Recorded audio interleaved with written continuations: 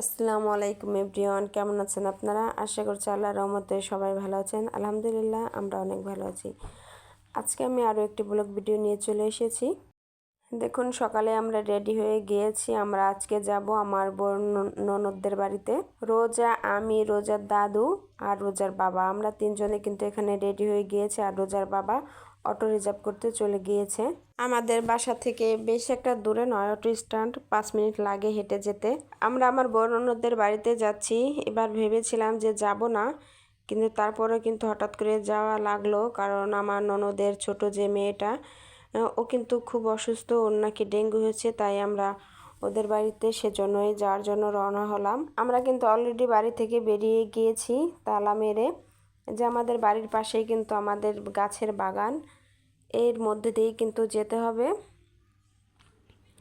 রোজা আগে আগে যাচ্ছিল আর আমি ভাবলাম যে একটু ভিডিও করে নেই। বাড়িতে এসে এমন একটা মহা বিপদে পড়েছি, ক্যামেরা ধরে কিন্তু সব জায়গায় ভিডিও করা যায় না, মানুষের সামনে কিন্তু ভিডিও করতে পাই না। মূলত এখানের যেহেতু আমি বউ, আমাদের বাড়ির পাশে অনুষ্ঠান হয়েছে, এক দেওরের বিয়ে হয়েছে, গায়ে হলুদ, বিয়ে, বউ ভাত, কোনোটারই কিন্তু একটুও ভিডিও আমি নিতেই পারিনি। কারণ এখানে কিন্তু ক্যামেরা ধরতে শরম লাগে, কে কি বলে না কি সমালোচনা হয়, সেজন্যই কিন্তু করিনি। এটা যদি আমার বাবার বাড়ি হতো তাহলে কিন্তু একটা অকেশনও কিন্তু আমি মিস দিতাম না ভিডিও করায়। সবার সামনে ক্যামেরা ধরে ভিডিও করব, এটা যেন কেমনই লাগে। ভিডিও করার সময় নিজের মনে হয় যে কি একটা বিপদের মধ্যেই পড়লাম, যে বউ হয়েছি দেখেই একটু ভিডিও করতে পারতেছি না। আর সবাই একদম মুখের পানেই তাকিয়ে থাকে।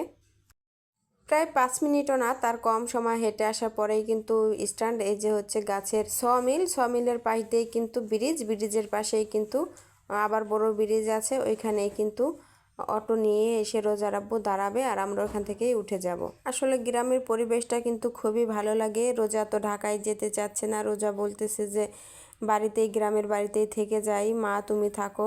গ্রামের পরিবেশে তো থাকতে মন চায়, তবে কিন্তু থাকা হচ্ছে না। এই ঈদে কোরবানিতেই যাওয়া হচ্ছে। আর ডিসেম্বরে একে তো রোজার লেখাপড়া জীবন শুরু হয়ে গিয়েছে, আর সবাই কিন্তু চায় বাচ্চাদের ভালো পরিবেশে রেখে কিন্তু লেখাপড়া করানোর। আর আমি চাই যে আমার বাচ্চাটা একটু শহরে থেকে একটু লেখাপড়া করুক। আমরা কিন্তু অটোতে উঠে গিয়েছি।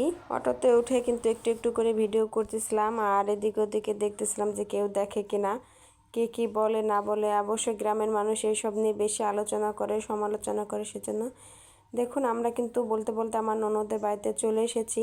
আর যেহেতু ডেঙ্গুর রুগী, তার জন্য কিন্তু নিয়ে এসেছি ডাব আর এনেছি মালটা, মিষ্টি, এগুলাই। সকাল 9:30টার দিকে ননদের বাড়িতে গিয়েছিলাম, আর কিন্তু আসরের পরে মাগরিবের একটু আগেই কিন্তু আমরা রওনা হয়েছিলাম ও বাড়ি থেকে। এর মাঝে কিন্তু আমি আর কোনো ভিডিও নিতে পারিনি, ওই যে বললাম যে বউ মানুষ, সেজন্যই। আমার বড় ননদরা কিন্তু পেঁয়াজ দিয়েছিল, পেঁয়াজটা কিন্তু ভেঙে বাড়িতে নিয়ে এসেছি। আর এদিকে আসার পরে একটু ঠান্ডা ঠান্ডা খাওয়ার মন চাচ্ছিল, আর হচ্ছে গিয়ে খুব গরম লাগতেছিল, সেজন্য ফ্রিজে রাখা তরমুজটা কেটে সবগুলো নিয়েই কিন্তু খেতে বসে গিয়েছি সবাই মিলে।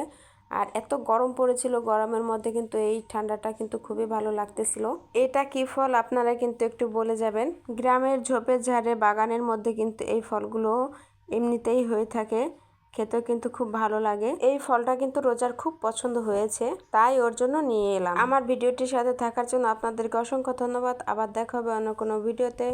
সুস্থ থাকবেন, ভালো থাকবেন, আল্লাহ হাফেজ, আসসালামু আলাইকুম।